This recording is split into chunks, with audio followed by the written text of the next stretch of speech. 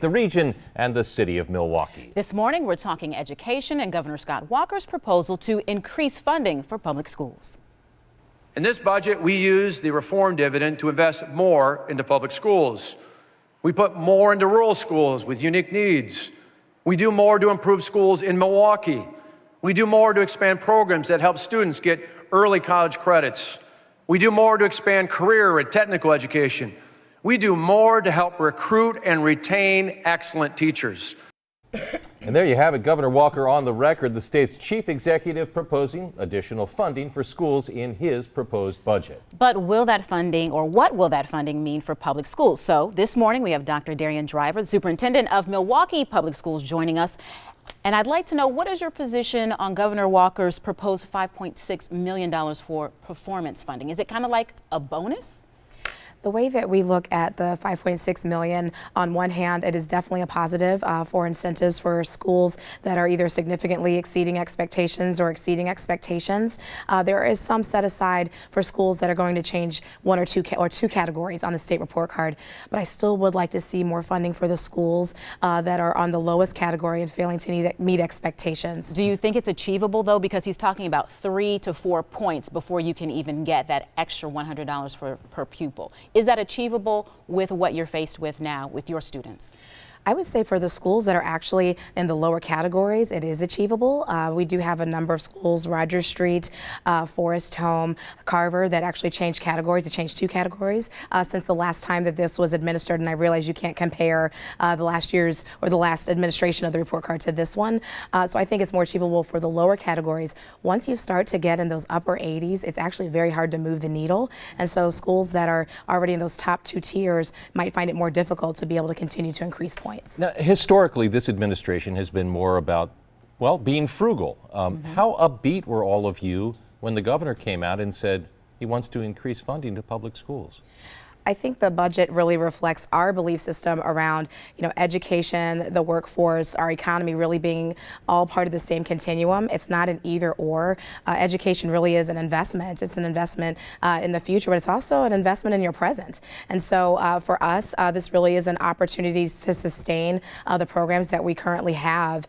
These are difficult times in K-12, not only at the state level, but at the federal level as well. And so hearing this news about a focus on education for us really is going to allow us to continue some of those programs that we started. So the recent report card showed that you had met few expectations by the state. Now, I've seen that there are a number of schools within MPS that are exceeding or meeting, but the challenge you face with those that aren't, because that's at least 42 schools, right? So how do you move the needle? How do you get kids engaged and excited about education? One thing I want everyone to remember is that we've already shown ourselves that we can do this. Our district was in that bottom category. Now we're in the next rung. And our mantra is that you can't stop until you're in the top category. And so we have examples where we've been able to do that every day. And so I think, one, focusing on the data and keeping our eye on the ball is really important. We have a number of programs that work. Our intervention blocks that we've done in our schools, more time on task, whether it's before and after school programming or additional summer school time. And so a lot of these strategies is why we are seeing some of the growth that we have seen in some of our schools. You mentioned something in regards to additional summer school time, and Governor Walker wants to reward Milwaukee for that by giving them $2.8 million. What will you do with that kind of money? This gives us the opportunity to expand our summer school program, not only for what you would consider traditional programming and credit recovery, but we think of it as our whole child education. So more of the social and emotional learning supports, opportunities for service learning, for internships and apprenticeships, and then our J-term that we've talked so much about with our changes to our school calendar. I want you to be candid here. Yes. I mean, it has not much time has elapsed since a state takeover seemed very possible of MPS. Do you all feel like you're just looking over your shoulder all the time, that the state is breathing down your neck? Honestly, when you're talking about children's lives and trying to make a difference, there should always be that urgency, and that's really the urgency that motivates us every day. And so whether it's the state, whether it's our parents, whether it's our community, we owe it to our children to give them our very best, and to make sure that we are working with a sense of urgency and to make sure they have everything that they need to be successful, whether it's in their academics and their co-curriculars. But when we talk about college career readiness, I mean, these are all of those building blocks to help them get there. So for us, it's really about a sense of purpose and urgency that has always been there. So there's no resentment about Big Brother. We have to move forward. I honestly believe a lot of lessons have been learned from last year on all sides of this conversation.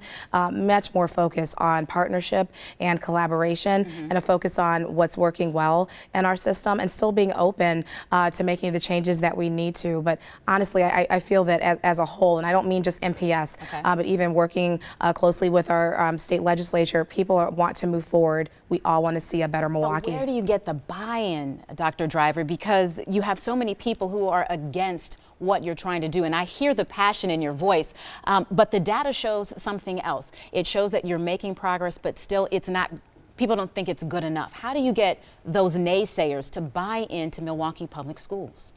I believe that seeing is believing. And so part of it and why we've tried to really open our doors to our community is so that people can come into the schools, start to see what our children are learning, start seeing what it takes to make sure that our young people are successful. So whether it's volunteering, whether it's mentoring, whether it's participating in one of our collective impact programs, we've seen a groundswell of support from our business, our churches, our philanthropic community to support MPS. And so I always feel that it's on those of us that are seeing change in the system to share the word, tell everyone else that this change is happening. And we invite anyone who doesn't believe it yet, just come by and see for yourself. You know, change takes time, and sustainable change takes time, because it's very easy. You can get an immediate bump, an increase in student performance, but to be able to keep that 10 years from now is ultimately the goal. And so, yes, things are moving steadily, but I want us 10 years from now to not say, oh, we went backwards, but to say, oh my goodness, we did it. Yeah. Dr. We did Driver, it. thank We you hope so you're much. here 10 years. I will be. Okay. Hey, you've heard from